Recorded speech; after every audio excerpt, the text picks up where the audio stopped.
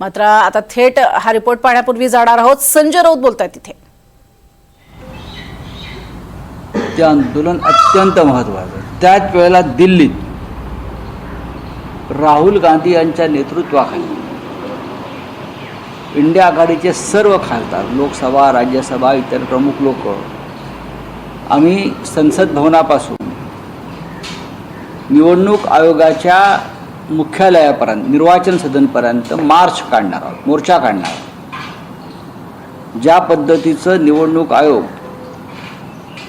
विरोधकांचा आवाज दाबण्याचा प्रयत्न करत आहे, लोकशाहीचे संकेत पायदळी तुडवत आहे, सरकारच्या दबावाखाली काम करत आहे, महाराष्ट्रापासून बिहारपर्यंत मतदार याद्यामधले घोटाळे समोर येत आहेत, EVM संदर्भातले प्रश्न निर्माण होत आहेत, त्याच्यावर निवडणूक आयोग हे पूर्णपणे सरकारचं हस्तक म्हणून काम करते आहे.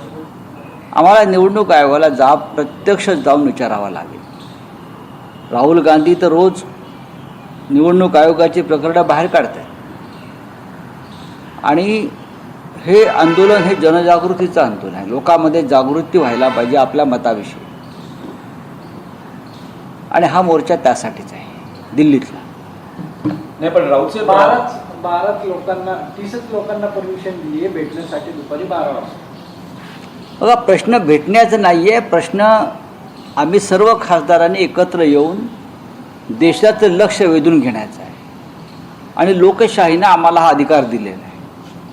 निवडणूक आयोग सांगू शकत नाही किंवा पोलीस आम्हाला अडवू शकत नाही. बाकी देशभरात जिथे काँग्रेसची सरकार आहे तिथे BJPचे लोक आंदोलन करत आहेत. या दिल्लीमध्ये भाजपतर्फे मोठमोठी संमेलनं, सभा आणि गोंधळाची कामं होत आहेत. मग आम्ही जर आमच्या लोकशाहीच्या रक्षणासाठी एखादं आंदोलन करत असू तर त्याला रोखण्याचं कारण काय? ही काय इमर्जन्सी किंवा सेन्सॉरशिप काय लावलं आहे पाहावं लागेल ना मला. आम्ही जाऊ ना, रस्त्यावर उतरू ना. आम्ही काय करतील? आम्हाला अटक करून तुरुंगात टाकतील. आमची तयारी आहे. नाही, पण राऊतसाहेब, निवडणूक आयोग असं म्हणतोय की राहुल गांधी हे फक्त आरोप करतात. त्यांना आम्ही जेव्हा सांगतो आहोत की तुम्ही पुरावे आम्हाला सादर करा, ते आम्हाला सादर करत नाहीत. यामुळे राहुल गांधींच्या विरोधात कर्नाटक, महाराष्ट्र आणि आणखी एका राज्यानं निवडणूक आयोगानं नोटीसही इश्यू केली. बघा, असं आहे की राहुल गांधींनी पुरावे दावे म्हणजे काय करावं? राहुल गांधी हे देशाचे किंवा लोकसभेचे विरोधी पक्षनेते आहेत. त्यांनी संविधानाची शपथ घेतलेली आहे. ते सत्य बोलत आहेत. त्यांनी पुरावे समोर आणलेले आहेत. प्रत्येक वेळेला तुम्हाला पुरावे द्यायची गरज काय? महाराष्ट्रामध्ये आम्ही पुरावे दिले ना. काय केलं निवडणूक आयोगानं? महाराष्ट्रामध्ये आम्ही पुरावे दिले निवडणूक आयोगाला. हा निवडणूक आयोग म्हणजे दुतोंडे गांडूळ आहे. निवडणूक आयोगावरती आमचा स्वतःचा विश्वास नाही आहे. अमोल कीर्तिकरांची लोकसभेची जागा या लोकांनी कशी चोरली हे आमच्या समोर आहे. शिवसेना हे नाव आणि चिन्ह याच निवडणूक आयोगानं चोरून कसं दुसऱ्या चोरांच्या हातात दिलं हे आम्ही पाहिलं आहे. तर निवडणूक आयोगानं आम्हाला ह्या गोष्टी सांगू नयेत. राहुल गांधींनी संपूर्ण पुरावे दिलेले आहेत आणि हे पुरावे त्यांच्या वेबसाईटवरच आहेत आणि त्या आधारेच राहुल गांधींनी एक प्रेझेंटेशन दिलं आहे. निवडणूक आयोग हा भारतीय जनता पक्षाचा हस्तक आणि प्रवक्ता आहे. नाही, पण यावर फडणवीस असं म्हणत आहेत की 4 वेळा निवडणूक आयोगानं विरोधी पक्षाला सांगितलं की जर तुमचं म्हणणं आहे की EVM हॅक होऊ शकतं, देवेंद्र फडणवीस हे राज्याचे मुख्यमंत्री आहेत. त्यांनी निवडणूक आयोगाचं प्रवक्तेपद स्वीकारलं असेल तर त्यांनी सांगावं. विरोधी पक्ष या देशातला संपूर्ण, ज्याला असं वाटलं की आपली फसवणूक झाली, तो विरोधी पक्ष संपूर्ण देशातला एकवटला आहे आणि निवडणूक आयोग अशी लढाई आहे. आणि जे लाभार्थी आहेत या निवडणूक आयोगाचे त्याच्यापैकी एक देवेंद्र फडणवीस आहेत. हे लक्षात घ्या, देवेंद्र फडणवीस हे लाभार्थी आहेत निवडणूक आयोगाच्या दरोड्यातले. तेव्हा दरोड्यातला लाभार्थी श्रीमान फडणवीस यांनी निवडणूक आयोगाची बाजू घेतली आश्चर्य वाटण्याचं कारण नाही. त्यांनी गप्प राहायला पाहिजे, कारण त्यांच्याकडे चोरीचा माल आहे.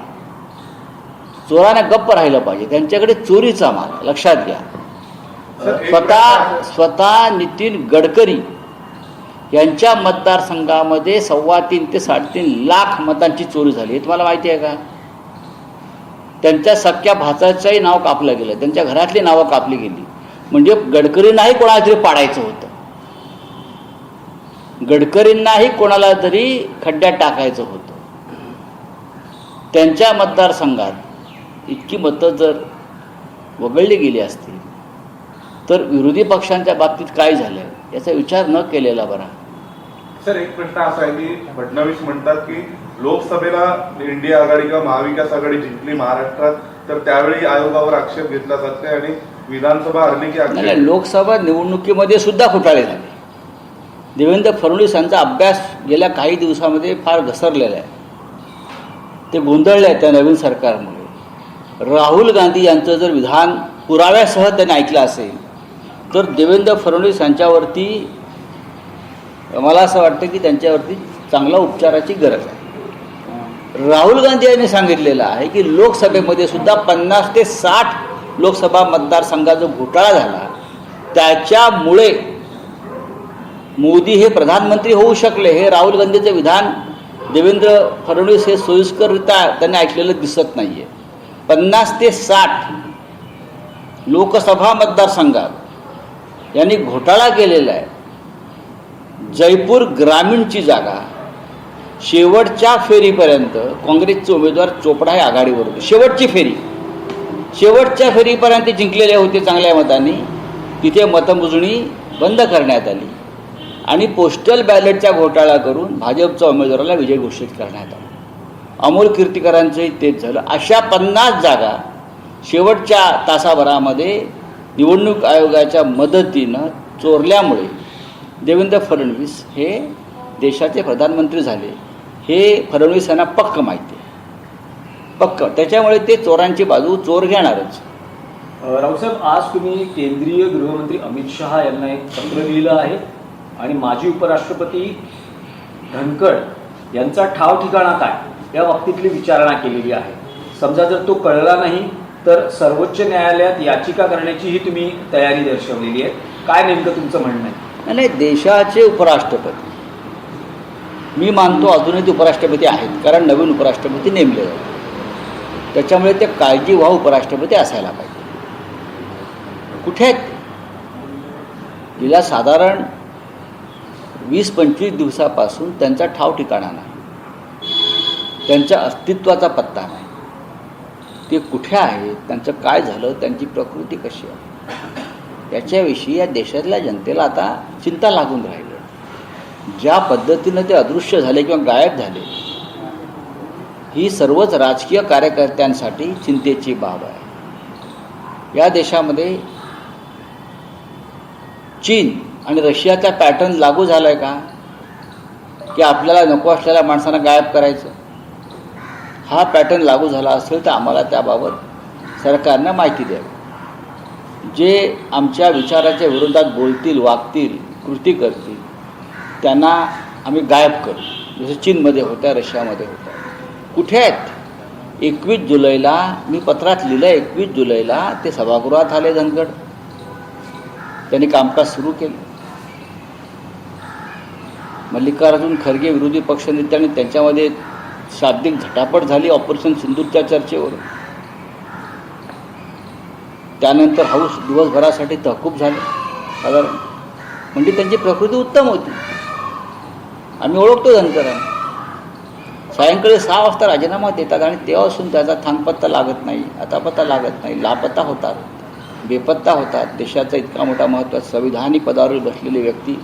त्याच्यामुळे आम्हाला असं वाटतं की देशाच्या गृहमंत्र्यांची जबाबदारी आहे की त्यांनी समोरून माहिती द्यावी की आमचे उपराष्ट्रपती सुखरूप आहेत, ते ह्या ठिकाणी आहेत, तुम्ही त्यांना जण भेटू शकता, त्यांच्याशी संवाद साधू शकता. आज या क्षणी जगदीप धनखड यांच्याशी कोणाचाही संवाद होऊ शकत नाही. ते हाऊस अरेस्ट आहेत का? त्यांना कुठे बंदिवान करून ठेवलं आहे का? काय झालं आहे? या देशाचा नागरिक म्हणून, एक संसद सदस्य म्हणून आम्ही हे प्रश्न उपस्थित केले. राज्यसभेच्या अनेक सदस्यांनी त्यांना कॉन्टॅक्ट करण्याचा प्रयत्न केला. आम्ही त्याच्या घरापर्यंत जाऊन आलो उपराष्ट्रपतीचं, पण आम्हाला आतमध्ये जाऊ दिलं नाही. त्याच्यामुळे कपिल सिब्बल यांच्याशी आमची चर्चा झाली. कपिल सिब्बल यांनी हा प्रश्न उचलला. सुप्रीम कोर्टात जाऊन हरवले. खासदार संजय राऊत यांची पत्रकार परिषद सुरू होती. जगदीप धनखड यांना अजूनही आम्ही राष्ट्रपती मानतो, उपराष्ट्रपती मानतो आणि त्यांचा सध्या पत्ता लागत नाहीये. धनखड कुठे गेलेत, काय झाले या संदर्भातले सवाल त्यांनी उपस्थित केलेले आहेत. जगदीप धनखड यांना अजूनही उपराष्ट्रपती मानतो, मात्र त्यांचा सध्या संपर्क होत नाही असं संजय राऊत यांनी म्हटलंय.